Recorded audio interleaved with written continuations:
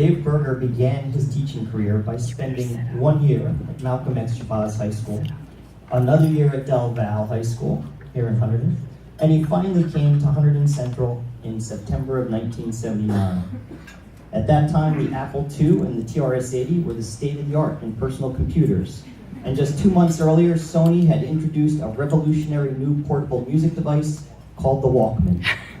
It used cassettes, for those of you who know what those are. ESPN would make its debut at the end of his first week of teaching here, and My Sharona was at the top of the Billboard Hot 100. The 1112 building was then the freshman house. You took attendance by putting computer punch cards in a pocket on the classroom door. And smoking was even permitted in certain parts of the campus. My, how things have changed. You've come a long way, Dave. I first met Dave the following year as a freshman in his U.S. History 1 class. And although I enjoyed learning about history very much, I really disliked his class the entire first quarter. You see, Dave employed teaching strategies that were way ahead of his time. Strategies like cooperative learning projects, discussion and questioning strategies that required vocal participation in class beyond just reciting memorized answers, and group and individual presentations to the class, students teaching students.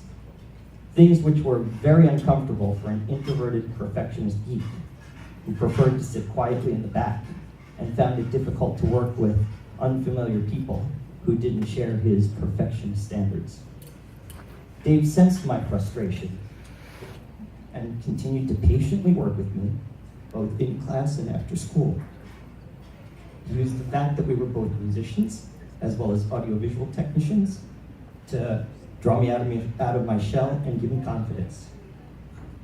This level of caring and concern for his students, his colleagues, and his friends is what I think of most when I think of Dave Berger. He's been this way for many, many students over the last 3 decades. Will has some stories about what he did for him. Yes, I met Dave Berger a few years after Tim as a freshman in his same class.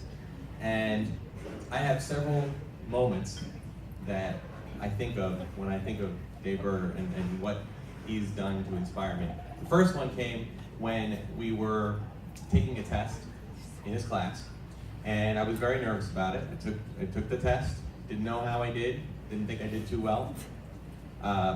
So later that day, I was in lunch in the cafeteria line, and Mr. Berger sought me out, came right up to me, had a very serious look on his face, and I was like, oh no.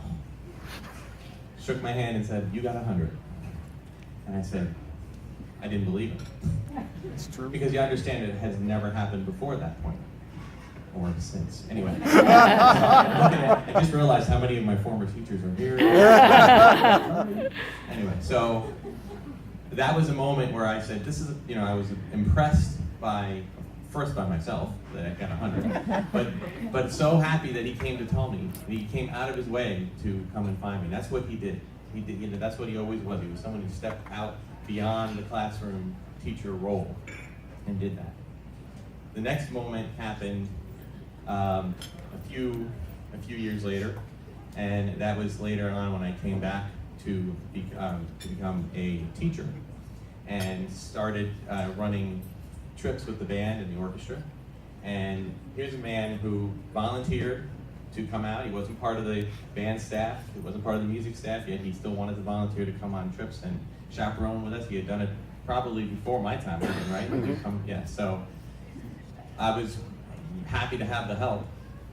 But there was that infamous 2007 trip to Italy and Austria.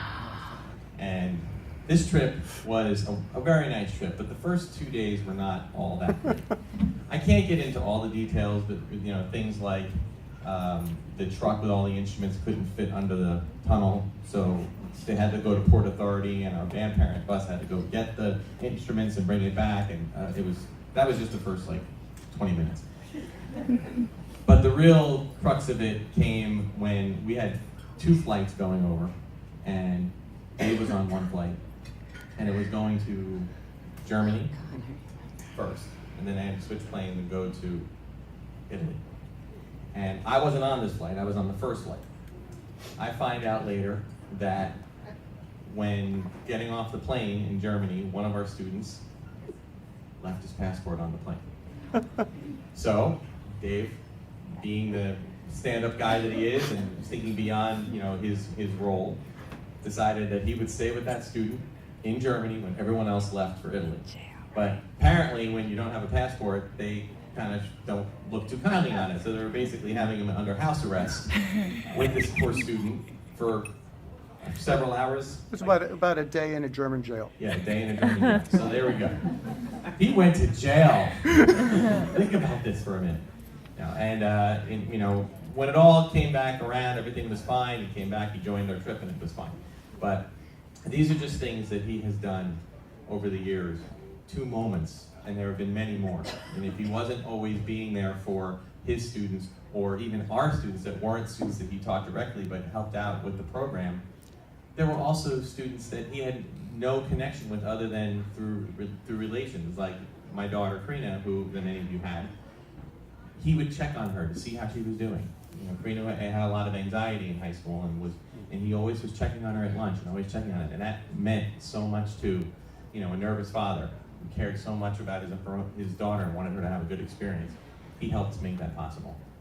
And my last moment, going back to when I was his student, was a moment where I got to come into class one day and we didn't have class that day in the classroom. We went to the little theater, and there was Dave Berger and Ken Cotter and their 2 guitars, and they were doing a whole lesson about folk music. And they were playing different folk songs and how they interrelated with each other, and they even played some of their own original compositions. And I'm sitting here thinking, as a freshman, having inspiration, not just as cross-curricular, which wasn't a thing, but he made it a thing, but I was also just inspired not only as a student, but also in this class, but also as a musician. And I've gotten to work with him on and off on that occasion and on the musical side of Dave Berger. And if you haven't heard him play Stairway to Heaven with the harmonica guitar, you must ask him to do that. He's quite amazing. Dave's accomplished a lot during his 37 years here at Hunterdon Central. He created the Contemporary American Problems course. He worked with Diane Euler, Ken Kocher, and Mary Ellen O'Shea to create the Humanities program. He helped create the individual class councils and the class advisor positions. And he even served as an interim vice principal following the untimely death of one of our beloved administrators. He has seen and adapted to many changes, from the layout and the growth of the campus, the technology in the classrooms, from the teaching and evaluation strategies used, both for the students and the staff, and to the incredible turnover in the staff itself. Always working with every new person as if they were the most important in the world.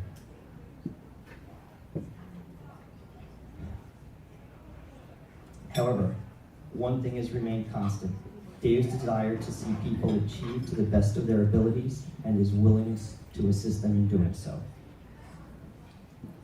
This is true not only in the school, but is also exemplified through his work with Special Olympics, his encouraging students to get involved in service projects like preparing meals for the food pantry, and, as Will mentioned, his willingness to give up vacations to assist us with the music department trips, with the marching band, the orchestra, and the choirs. Dave's always loved to chaperone our trips, like Will said. He's encouraged our students, he's enjoyed the performances, he's had to fix instruments a lot of the time, and as Will mentioned, he's a very capable musician himself. But one thing you might not know about him is a folk singer. One of the highlights of his career is when he got to not only meet, but open for one of his all-time heroes, Pete Seeger. That's how good a musician he is. Okay. Dave, the 2 of us have come a long way with you since we sat in your classes. We're proud to call you our teacher, even more so to be your colleagues, but most of all, we are happy to call you our friend. You will be sorely missed, but never forgotten, and we wish you all the best in your retirement. Everyone, please join me in raising a glass to David.